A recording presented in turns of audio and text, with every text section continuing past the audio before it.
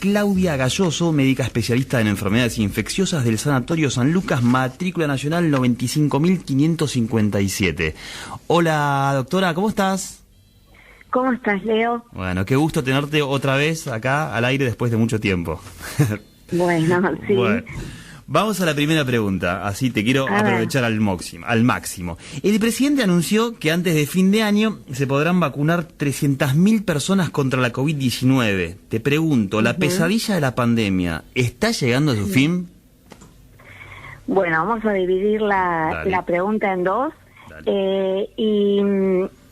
La epidemia y la pandemia no está llegando a su fin. Cuando hablamos de pandemia hablamos a nivel mundial. Y en el hemisferio norte están actualmente viviendo la segunda ola, que viene, como la llaman, recrudecida, con los pacientes aún más graves y colapsando sistemas de salud como Alemania o Estados Unidos en determinados estados. Así que la pandemia no está en el fin. Nosotros estaríamos por ahí viendo la cola, digamos, el descenso de la primera ola.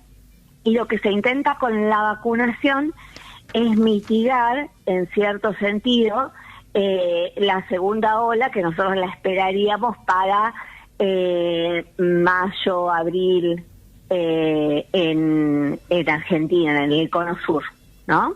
Bien. Así que no, el fin de la pandemia no lo estamos viendo. Sí, lo que estamos viendo es para determinadas zonas de Argentina el descenso de el descenso o fin de la primera ola de la epidemia, pero el virus va a seguir circulando en forma muy baja, va a seguir circulando. Esto sí lo estamos viendo en AMBA, Cava y determinadas provincias, hay la misma situación de lo que ocurre acá, que no tenemos tantos casos como teníamos en julio, agosto. Hay otras provincias. No hay que olvidar que el sistema y la cantidad de contagiados y enfermos son altas para el sistema de salud que tiene y para la población que tienen, ¿no? Bien. Acá estoy haciendo la cuenta, llevamos 275 días, si no me equivoco, desde que aterrizó la pandemia en nuestro país. Con el diario del lunes te pregunto, ¿podemos decir que fue muy larga la cuarentena? ¿Estuvo bien? La cuarentena estuvo bien. Fue muy larga en el sentido de que estuvo bien. ¿Por qué voy a decir primero? Porque si nosotros miramos en estadísticas, somos actualmente el tercer país en las Américas con mayor cantidad de infectados, ¿sí? El primero es Estados Unidos, el segundo, si no me equivoco, hoy estaba, estaba México o algo así, y nosotros estamos terceros, Argentina, como la cantidad de infectados, millones de infectados. Pero la mortalidad que tuvimos es bien baja, ¿sí? Es que no tuvimos tantos muertos. Así que esta cuarentena logró que el sistema se armara, que el sistema no colapsara, que no pasó en ningún otro país que tuvo la epidemia. Nosotros no colapsó, por lo menos hasta ahora. Vamos a ver cómo le van a los hermanos de Salta y de Santiago del Estero y del Gran Rosario, que son los que están más complicados ahora. Pero por ahora están reforzados los sistemas de salud de ellos también, pero no colapsó el sistema de salud para nosotros en la primera ola, cuando en otros países del mundo, como Alemania, España, Francia, el sistema colapsó y los médicos tuvieron que elegir a quienes se les daba sistema de terapia intensiva y a quienes no. Nosotros no tuvimos que llegar a ese punto. Y tuvimos una mortalidad del 3 cada 1000, así que es la misma mortalidad de Europa, así que bueno, en ese sentido la cuarentena no fracasó. Creo que lo que no se ideó bien fue los protocolos de salida de cuarentena. Entonces estuvo bien poner en cuarentena, pero lo que hubiese estado correcto es que hubiésemos tenido protocolos de salida más ordenados, ¿sí? Y más precoces por ahí en determinadas áreas, ¿sí? se manejó muy bien lo que son las provincias y la liberación de las cuarentenas, es decir, pasar del ASPO al DISPO. ASPO es el aislamiento social preventivo obligatorio, como estábamos al principio de la cuarentena, que no circulaba nadie, solo los esenciales, y el DISPO es lo que estamos ahora, que es el distanciamiento social preventivo. Lo que sí nosotros estamos seguros como especialistas es que la conciencia social falta mucho todavía, lamentablemente, como para que la entendamos. Así que, por lo tanto, sabemos y estamos preparados para que esto no se vaya y tengamos pequeños brotecitos, porque no hay conciencia social. Entonces, hay protocolos, se reabre el sistema productivo, económico y social para todos nosotros, pero al no haber nadie que controle, que se cumpla bien ese distanciamiento, o entre nosotros mismos autoeducarnos y nada, mantener la distancia de 2 metros, usar el barbijo y el alcohol en gel, eso realmente no ocurre, así que por lo tanto estamos lejos de que la epidemia se vaya. Bien, coincido ahí en lo de la conciencia social, pero yo te pregunto, una vez que en Argentina esté la vacuna, ¿es sinónimo de que se resuelve el problema o no? No, lo que realiza la vacuna es que, como el segundo impacto es lo que nosotros estamos viendo en los otros países, ¿no? El segundo impacto, por ejemplo, en países que ahora lo están sufriendo, Alemania, España, Italia se están preguntando, cambiaron, por ejemplo, la normativa de cómo comprar y los centros comerciales por la Navidad, ¿sí? Israel abrió las escuelas, la tuvo que cerrar, bueno, etcétera, lo que ya sabemos. Sí. Esos países lo que tienen es que la segunda ola, el cuadro clínico es mucho más, actualmente, más o menos, de 10 pacientes que adquieren coronavirus, 7 pacientes la pasan en forma leve y los pudimos manejar en sus domicilios. Con todo, seguro que los oyentes todos deben tener algún familiar que ha tenido la COVID y la ha pasado en su domicilio, ¿sí? 3 de esos pacientes son los que requieren el sistema de salud, la internación, y uno de esos 3, la terapia intensiva. Esto es lo que nosotros estamos viendo, las estadísticas actuales de nuestra epidemia.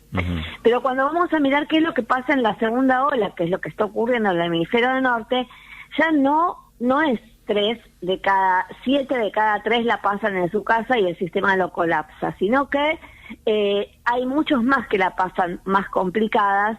Está también lo que es la reinfección, ¿sí? Porque cuando uno tiene la enfermedad por COVID, hemos dado cuenta de que a los 2 o 3 meses ya se quedan sin anticuerpos y por lo tanto pueden reinfectarse.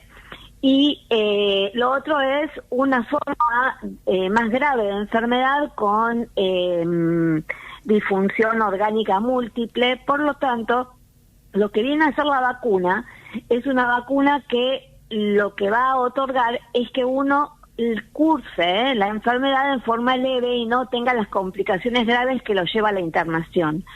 No es una vacuna que evita la enfermedad, ¿se entiende? Es como la vacuna de gripe, ¿sí? Es una vacuna que hace que vos no tengas la enfermedad, si la adquirís, la adquirís en forma leve, ¿sí? Pero no impide que vos adquieras la enfermedad, ¿sí? Perfecto.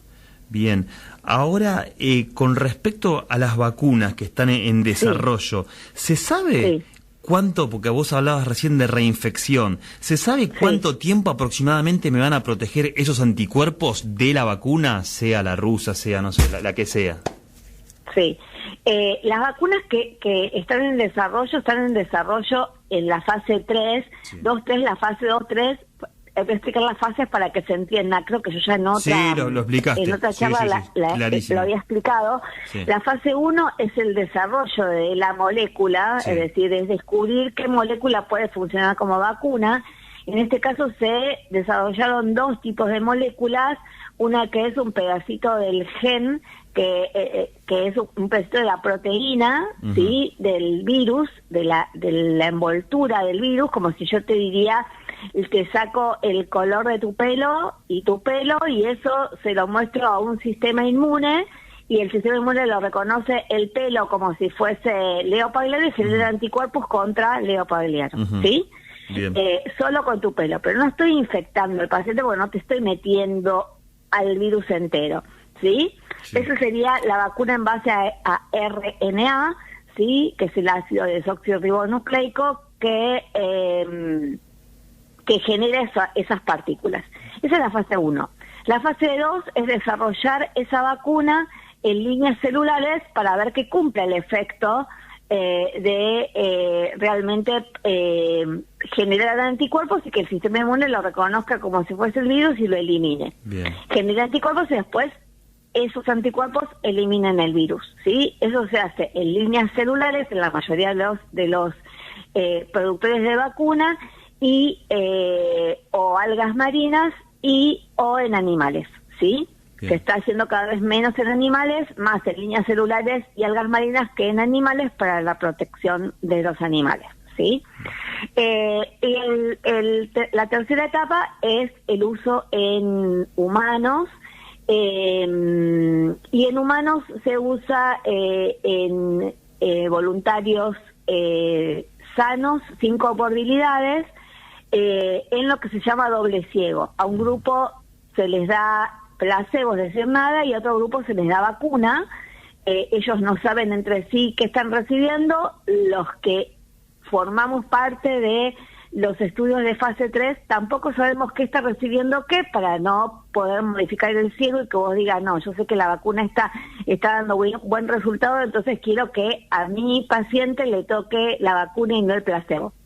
Entonces, para que no ocurra nada de eso, es doble ciego randomizado. Eso es lo que nosotros pedimos de todos los estudios, que son los mejores tipos de estudios: doble ciego, randomizado, aleatorizado, multicéntrico, muchos centros, muchos números de pacientes. Eso es lo que pedimos para poder nosotros decir, sí, se aprueba este fármaco. Tanto la gran FDA, que es la norteamericana, como la europea, y después de que esas dos sedes de fármacos aprueban lo que sea, vacuna o otro fármaco, se aprueba en Argentina, la FDA. Bien. En este tipo de fase 3 está las 4 vacunas más conocidas, ¿no? En el caso, para nosotros saber si los anticuerpos duran o no duran, tenemos que saber cuánto tiempo hace que están en fase 3, por lo menos los multicéntricos, las vacunas más conocidas. La rusa tiene fase 3 desde agosto, ¿sí? Es decir, que agosto, septiembre, octubre, noviembre, diciembre, recién llegamos a 5 meses, y los voluntarios sanos, que fue el ejército ruso, sigue manteniendo anticuerpos con 2 dosis, ¿sí? Con un 95% de efectividad. Las otras vacunas, como ser la de AstraZeneca o la de Pfizer, no tienen tanto tiempo de fase 3, porque están algunas de septiembre, otras de octubre, por eso se van a aprobar recién en enero, por ahí un poquito más adelante. Por eso nosotros estamos muy esperanzados con la vacuna rusa, porque tiene más tiempo de desarrollo. Así que creemos que, por lo menos lo que han demostrado las vacunas hasta ahora, es la Sputnik, que tiene la vacuna, la primera dosis en agosto y la segunda dosis al mes, septiembre. Tiene anticuerpos protectivos en el grupo de voluntarios que usaron, que ya les digo, es el ejército ruso, así que son jóvenes sanos, sin comorbilidades. En ese grupo lo que demostró es una eficacia del 95%. Después recordame esto de la eficacia, para que no es lo mismo que eficiencia. Eficacia del 95% y anticuerpos protectores hasta ahora. Bien. Por lo menos en la conferencia. Quiero avisarles a todos que si bien China no publicó los trabajos como publica, por ejemplo, Pfizer, AstraZeneca, claro, o Australia o China, Rusia no publicó los trabajos científicos en las revistas internacionales porque, bueno, no tiene la política de publicar esto, sobre todo las vacunas en esta etapa, no tiene esa política de publicación, pero sí nosotros tuvimos ayer miércoles a la mañana, tuvimos un Zoom y un Meet internacional con el investigador y todo el equipo de investigación de Rusia, bueno, a través de la OPS para toda Latinoamérica, y tuvimos la oportunidad de escuchar todo el trabajo, que ellos mostraran todo el trabajo que hicieron, y pudimos preguntar a los investigadores rusos todas nuestras dudas. Teníamos un traductor simultáneo y fueron las respuestas fueron a todos los que hicimimos preguntas, o sea, desde muy, Argentina. Es muy importante lo que estás contando, porque en su momento me parece que lo que se le criticaba a la vacuna rusa, que le habían pedido información y no la había entregado, por eso se puso entre dudas. Exactamente. Nosotros lo que también quiero que sepan es que el comité asesor del presidente, y hasta ahora el presidente y el ministro de Salud, hace lo que el comité asesor le dice. El comité asesor no va a aprobar la vacuna si es que, o cualquier fármaco, o cualquier vacuna, si es que consideramos que no cumple los criterios que corresponden. Lo que ocurre con la vacuna rusa es que Argentina, el ANMAT, tiene que aprobar el uso, que es el ente que aprueba, claro, el uso de fármacos y de elementos para medicina y para veterinaria. La vacuna rusa, como no pasa por la prueba de la Federación de Drogas de Estados Unidos ni la europea, la que va a tener que aprobar directamente la vacuna es la ANMAT. ¿Se entiende? Perfecto. Entonces, eso es lo que a nosotros nos tiene preocupados, porque por eso es que pedimos tanto, porque nosotros tenemos que hacer el trabajito de asesorar a la ANMAT, porque la ANMAT normalmente cuando viene aprobada desde la FDA, aprobada desde la Comisión Europea, automáticamente revisa algunas cosas, digamos, de legislativas y administrativas propias de la Argentina, ¿sí? Y la aprueba, ¿se entiende? Perfecto. Acá directamente la tiene que aprobar un ente del ministerio, así que no es solo, bueno, si ya la aprobó la aprobamos nosotros también, sino que la vamos a tener que aprobar de cero. Entonces, por esa razón, pero que se queden todos los oyentes tranquilos, que si nosotros algo nos dice que no lo aprobamos y no lo aprobamos. Ahí, sí, me estoy imaginando el Zoom ese, que me hubieran contado, estar ahí un costadito escuchando todo. O sea, de lo que podés contar, ¿qué balance puede hacer? O sea, me imagino que había un montón de infectólogos preguntando y todos estaban satisfechos con las respuestas. ¿Qué se puede decir de ese Zoom? Lo que se pueda decir. Bueno, en realidad lo que sí, era así. Lo que teníamos como digamos, como barrera era el idioma, pero por suerte los investigadores tenían al lado a alguien que automáticamente les traducía.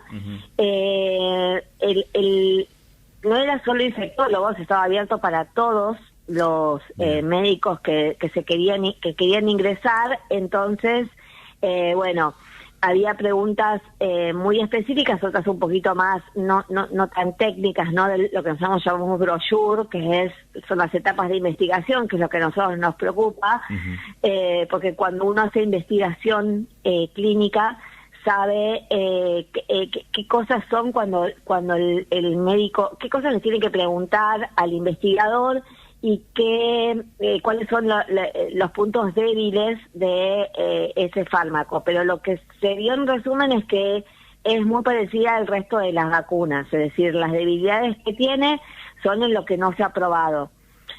Para lo que tenemos que saber es que ninguna vacuna, sea de donde sea, ni ningún fármaco, lo haga quien lo haga en el mundo, no se prueba ni en niños ni en embarazadas por una ley ética, ¿sí? Y digamos la ley de Ginebra. Desde la Segunda Guerra Mundial, debido a los graves delitos que se hicieron en pos de la ciencia por Alemania, Helsinki es una prueba muy dura de pasar, ese comité, en el cual está muy cerrado. No solo eso, después se siguieron haciendo trastornos como, cosas graves que no vienen ahora al caso por laboratorios. Ese creo que es el gran miedo que tiene la gente de respecto de los estudios de investigación, ¿no? Entonces está pero tan difícil poder sacar una droga y poder hacer la investigación de esa droga, que son muy rigurosos. Bien. Entonces, nunca se prueban medicaciones de ningún tipo ni vacunas en niños ni embarazadas. Por lo tanto, se traduce esto.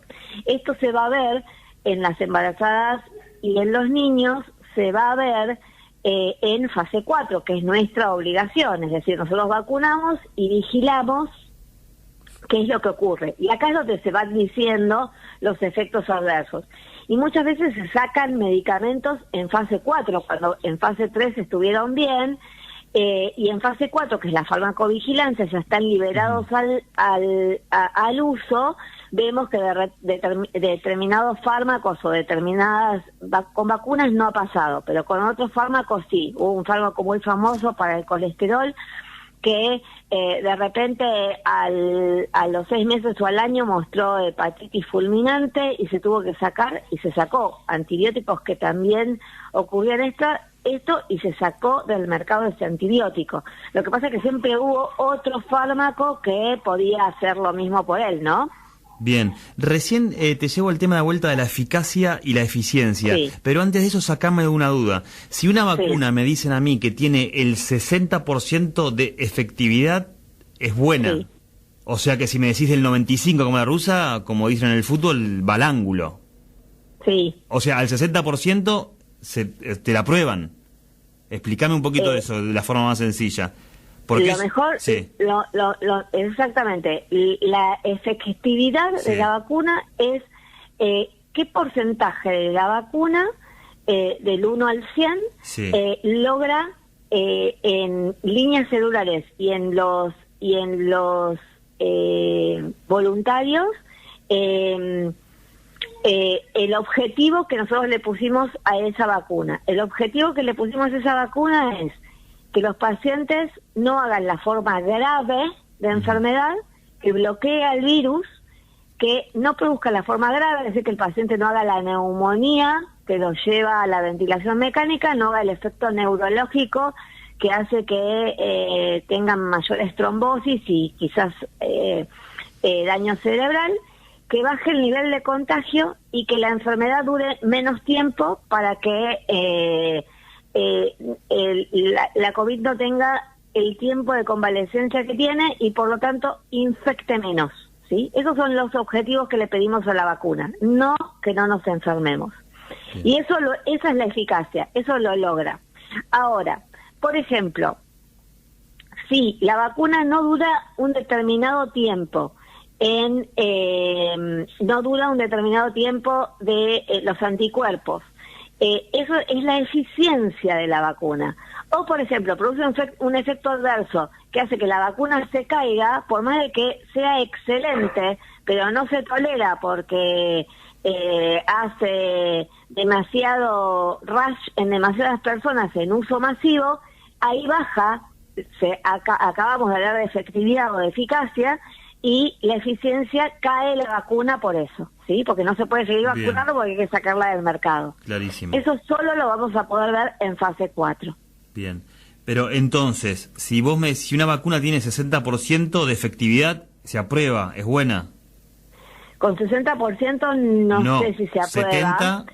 Se aprueba con uno considera que tiene una muy buena eficiencia, nos ponemos contentos cuando es más del 80%. Ah, más del 80%, no, tenía entendido Sí. que más de 70%. En estos casos, como es una epidemia, se trata de hacer y se ve 70% y se ve si con una segunda, pero tenemos vacunas del 90%, así que eso es lo que esperamos en vacunas, sobre todo de virus respiratorios, ¿no? Bien. El otro día me ponía, llevamos más de 30.000 muertos, si no me equivoco. ¿Cuánta gente se muere por año de gripe?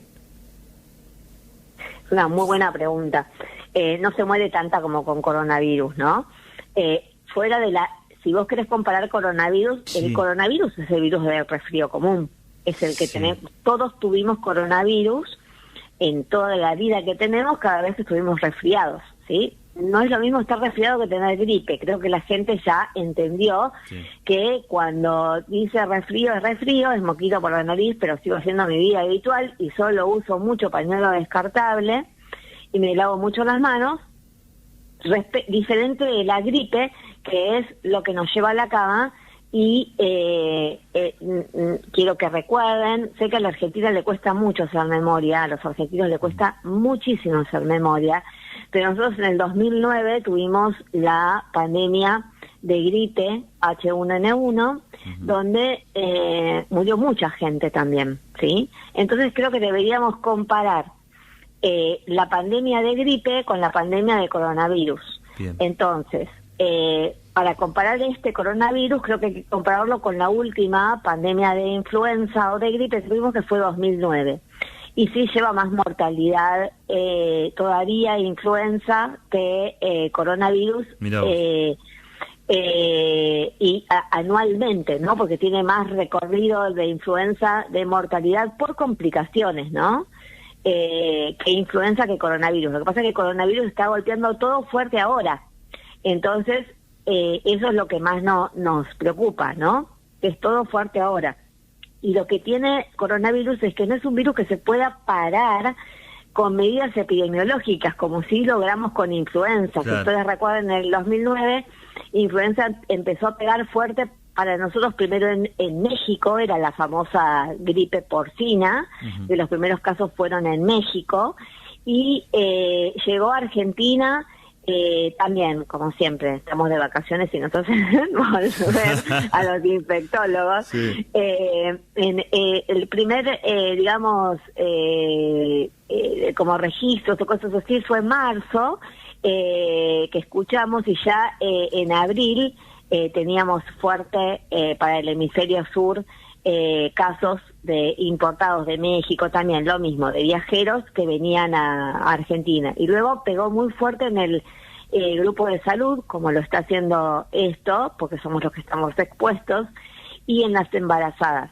Lo que sí pudimos lograr con gripe es que el adelantar las vacaciones de invierno, que cerramos los colegios nada más, no entramos en cuarentena. Esta es la primera vez que entramos en cuarentena después de fiebre amarilla en el 1900. Recién en fiebre amarilla hicimos cuarentena en el 1900, cuando se creó y apareció nuestra hermosa zona norte. Sí. Porque, para que lo recuerden, la fiebre amarilla atacaba mucho por el puerto, ingresaba. Claro. Entonces, la gente pudiente de la zona de Recoleta, que tenía sus quintas en donde nosotros vivimos ahora, que es San Isidro, se venían a San Isidro a vivir por la cuarentena y así lograban, se alejaban de la zona del foco de contagio de la fiebre amarilla. Por esa razón, ahí es donde aparece y crece grande la zona norte, ¿sí? Y entonces acá no llegaba la fiebre amarilla. Y ahí sí se puso en cuarentena todo lo que es la zona de ahora el puerto, La Boca, Montserrat, toda esa zona estaba en cuarentena hasta la capital, ¿sí? Y la zona norte, lo que se llamaba hasta el fondo de la legua, por eso fondo de la legua, la calle, para los que no conocen, San Isidro es una calle conocida, como una ruta conocida en la zona norte. Sí. Hasta ahí era, digamos, el límite de las estancias, y a partir de ahí era libre de que llegara la fiebre amarilla. Bien. Entonces, por esa razón, ahí se puso en cuarentena. Después nunca más, y ahora es la primera cuarentena. Pero con gripe logramos que sacar a los chicos del colegio, llevarlos a la casa y hacer un reclutamiento de los grandes mantenedores de los virus respiratorios, que son los niños, ¿no? Sí. Meterlos en casa. Logramos que con eso parara la circulación viral. Bien. Con gripe. Con coronavirus no logramos eso, ni siquiera bien. con un ASPO, que sí la gente cumplió muy bien, eso sí tenemos que decir, y dar aplaudir a todo el pueblo argentino, que el ASPO lo cumplió perfectamente bien, y que hay una cierta cantidad de la población que sigue cumpliendo el ISPO perfectamente bien, y que es natural en todos que estemos agotados. Imagínense nosotros, lo agotados que estamos, que nosotros no pasamos ni de ASPO a DISPO. Para nosotros no existe pasar de ASPO a DISPO, porque seguimos igual que desde marzo, los trabajadores de salud, ¿sí? Para nosotros la realidad no cambió, ¿sí? Es lo mismo, seguimos trabajando igual, lo único que estamos trabajando un poco menos, y estamos contentos de que no esté colapsado el sistema de salud, estamos contentos de que algunos podemos regresar a casa, y de otras cosas no, prefiero no hacer comentarios. Perfecto. Sí. Doc, te voy haciendo las últimas. Sí. Con respecto hablábamos de lo social, la conciencia social, los sí. casos de corona se disparan en los encuentros sociales cerrados. Ahí es donde se va todo por la borda, ¿puede ser o no? Nosotros claramente lo tenemos asociados a no es los encuentros sociales cerrados. Ajá. Es cuando vos no podés lograr mantener la distancia de 2 metros, ¿sí? El uso de tapabocas reglamentarios si no usás la distancia social, y más de 15 minutos de contacto, ¿sí? Y el lavado de manos, la limpieza de superficies y el lavado de manos. Cuando vos no lográs estas 3 cosas, logras un aglomeramiento, los aglomeramientos que estuvimos viendo al aire libre por televisión transmitidos, ¿sí? Bien. Sea en las playas, sí. Sea por la muerte de Maradona, sí. Por la muerte de un ídolo nacional, sí, que se entiende lo que fue para el pueblo argentino, y que se entiende que uno ahí no puede. Si uno considera que le va a permitir al pueblo hacer un homenaje a Maradona, es imposible que uno compatibilice eso con alguna norma, ¿sí? Porque sabemos que las emociones son las emociones, ¿sí? Claro. Así que una vez que uno toma esa medida, ya está.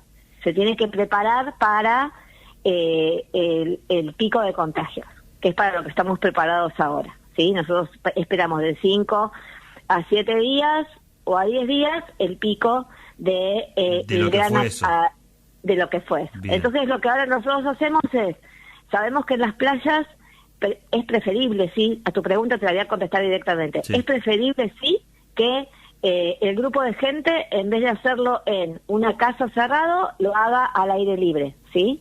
Uh-huh. Entonces, Pinamar, verano, es preferible que lo hagamos en la playa a que lo hagamos en una casa, ¿sí? Pero lo que debemos tener en cuenta es que no dejemos todo apagado, las luces, como ocurre todo el tiempo, y estuvimos viendo todo el tiempo en Pinamar, en Gesell, el desborde que se hace normalmente sin coronavirus, sí. En una playa, ¿sí? Con el alcohol, uh-huh. Y otras yerbas, uh-huh. Como dice Dolina, sí. Sino que sabemos qué pasa, así que no miremos para otro lado, ¿sí? Seamos padres responsables, o adultos responsables. Entonces miremos para la playa, organicemos ahí, ¿sí? Y organicemos, no te digo el distanciamiento social, porque si vos organizás un parador, pero controlemos, ¿sí? El problema de la Argentina, lo vuelvo a repetir, es que no controlamos. Es muy fácil hacer un protocolo. Yo te lo armo en 3 horas, leo el protocolo. Vos me decís, Clau, armar un protocolo para que me permitan abrir en la radio, yo te lo armo y te lo aprueban. Ahora, lo que hay que hacer es hacer cumplir ese protocolo. Y para hacer cumplir ese protocolo hay que estar y mirar que el protocolo se cumpla. Tiene que haber alguien que diga, hey, ¿sabes qué? No tipo policía, ¿eh? En el caso de esto va a tener que ser tipo policía. Sí. Pero en el caso mío de control de infecciones, que es lo que yo hago hace 15 años de mi vida, el control de infecciones de un sanatorio,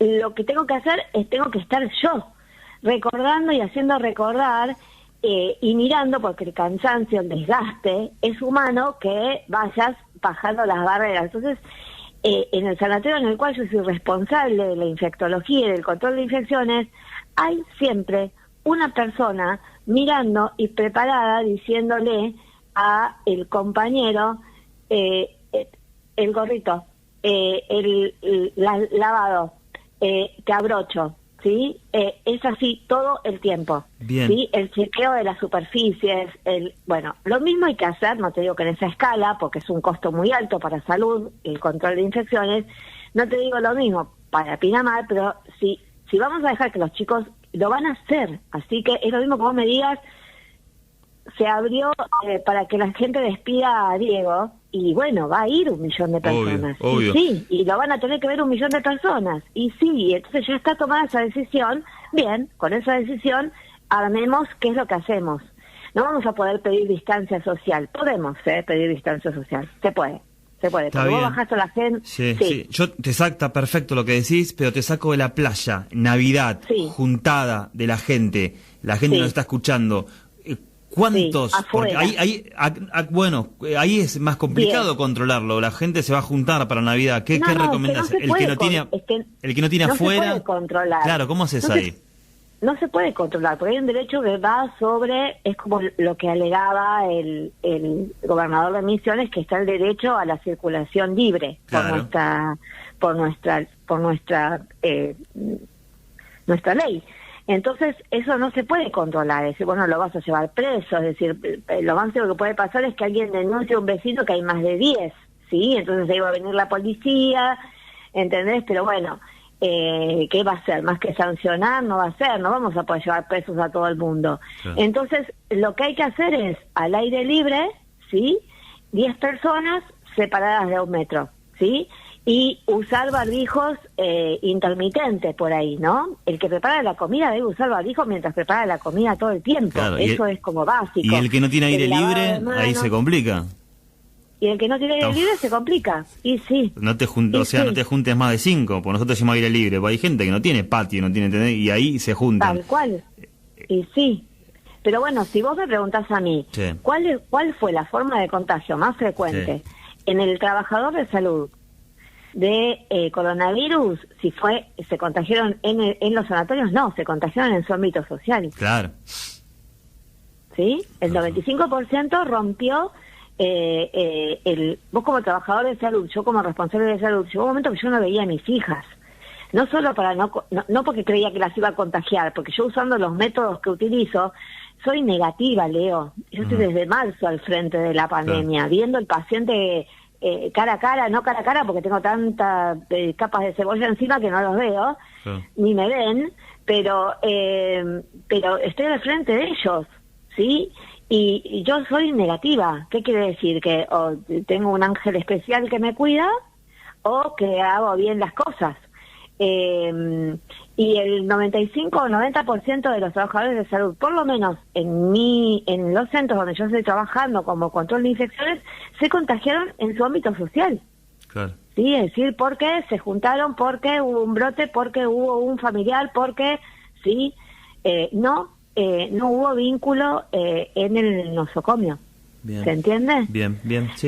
Entonces, bueno, lamentablemente va a ocurrir. Lo que tenemos que estar es preparados. Bien, te voy a hacer las dos últimas. Una es un informe muy interesante que me mandaste que tiene que ver con los mitos y verdades sobre la vacunación COVID-19 en Argentina. ¿Qué es lo más importante que tenemos que saber acerca de esos mitos y verdades, lo que quieras decir? Ya hablamos mucho, pero por ahí hay otras cositas que querés puntualizar. La primera verdad que les tenemos que decir es que ninguna vacuna ingresa a la Argentina si no está aprobada como todo el resto de las vacunas, ¿sí?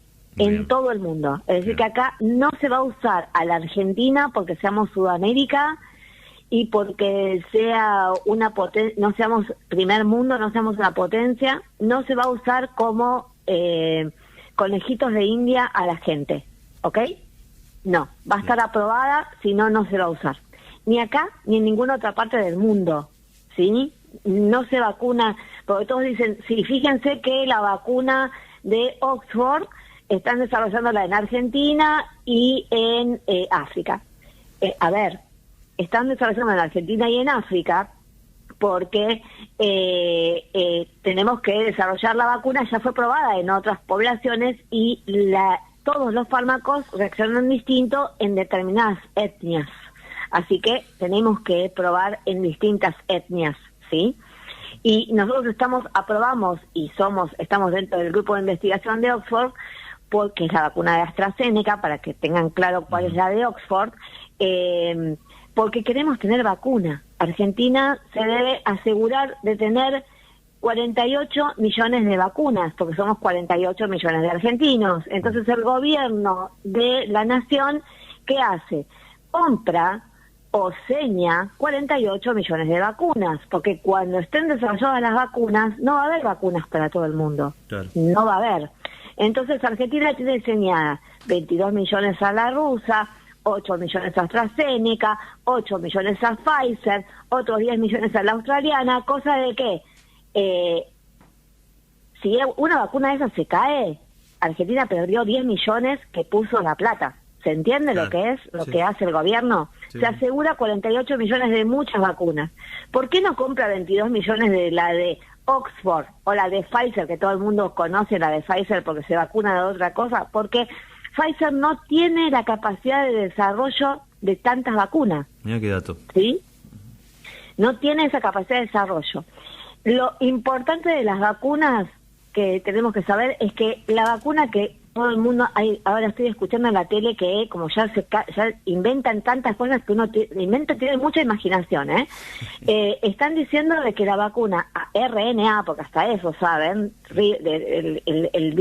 la matriz genética de la vacuna, están diciendo que ingresa al gen y lo transforma. No, falso total, imposible para el RNA ingresar al gen humano. Es un delirio lo que están diciendo. No ocurre eso. Segundo, sí, donde vamos a tener problemas es en que la vacuna, por ejemplo, de Pfizer se transporta a menos 70 grados, ¿sí? Para lo cual, para que tengan una idea, menos 70 grados es un freezer, no del freezer de la heladera común, sino un freezer especial, por ejemplo, donde se guarda la sangre, ¿sí? Claro. Así que todas las ciudades grandes, Buenos Aires, Rosario, Córdoba, las ciudades grandes que tienen transfusiones de sangre, tienen freezer. Así que en esas ciudades se va a poder distribuir la vacuna tanto de AstraZeneca como la de Pfizer. El problema que tenemos de distribución de vacuna es, porque en Argentina no es solo Buenos Aires, les aviso que existe Jujuy, el Gran Chaco, Santiago del Estero, Formosa, Misiones. Ahí tiene que llegar la vacuna a menos 70 grados. Lo que tiene de ventaja la vacuna Sputnik 5, que es la rusa, es que esa no se transporta a menos 70 grados. Entonces, por lo tanto, es una muy buena vacuna para que llegue a la gente que no tiene el menos 70 grados. Segundo, que quiero que piensen, y esto no es para entrar en pánico, pero para que vean cómo se hace el desarrollo de la logística, no es tan simple y sentarse como polémica en el bar a discutir sobre la vacuna.